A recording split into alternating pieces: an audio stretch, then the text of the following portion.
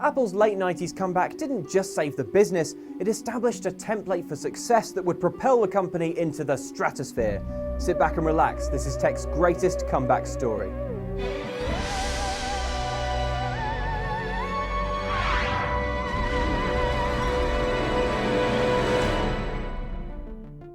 The mid-90s, Apple was as good as finished, hemorrhaging cash and dallying with weird side projects, even as its key product, the Mac, was sliced into dozens of dull, grey variants that became almost impossible to tell apart.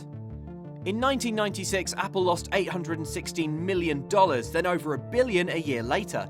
Desperate, the board turned to co-founder Steve Jobs, who'd been kicked out a decade earlier but was now back as a consultant, Apple having bought his other computer company, Next. Back in the driving seat, Jobs was ready to forge a comeback, but getting Apple shipshape again would prove a messy business. In his first year back, Jobs fired over 3,000 people, wiping out projects and products left, right and centre. Apple's Pippin platform, which had been turned into a games console by Bandai, was axed, as was the Newton PDA and StyleWriter printers. Jobs also put a stop to Mac clones, a scheme that had seen the Mac OS licensed out in a bid to make it more widely used, and sorted out the Mac lineup, paring the strategy down to a simple grid of 4, computers for at home or on the go, for personal or business use. God, so simple. We should do that for more stuff. As a majority of delegates agree there are simply too many animals, the UN proposes a new taxonomy it hopes will be less confusing. Apple had cleared its decks, but confidence in the company was low.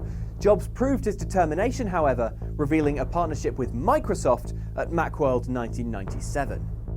The two companies had been warring over patents for years, but agreed to squash the dispute, forging a deal that saw Microsoft invest $150 million for a stake in Apple, and to keep making Office software for Mac. In return, Jobs made Internet Explorer the default browser on Apple computers. You can hear how well that went down. Apple has decided to make Internet Explorer its default browser on the Macintosh. Almost as well as deploying a giant video feed of Bill Gates looming over everyone. An onstage gaffe that called to mind a futuristic dystopia in which Microsoft rules the world.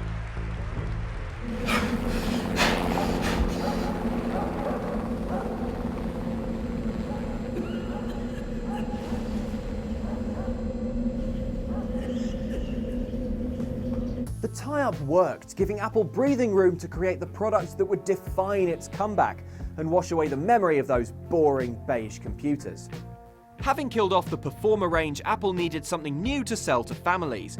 The colourful iMac fit the bill, with a futuristic, translucent blue curved casing that cost 3 times as much to build as a regular computer case, but proved its worth when it was unveiled, wowing onlookers and bringing to the forefront a plucky designer called Jonathan Ive, who later admitted he'd been on the verge of quitting before Jobs returned.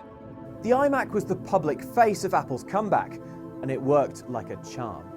Apple sold 800,000 before the end of 1998 and began raking in profits.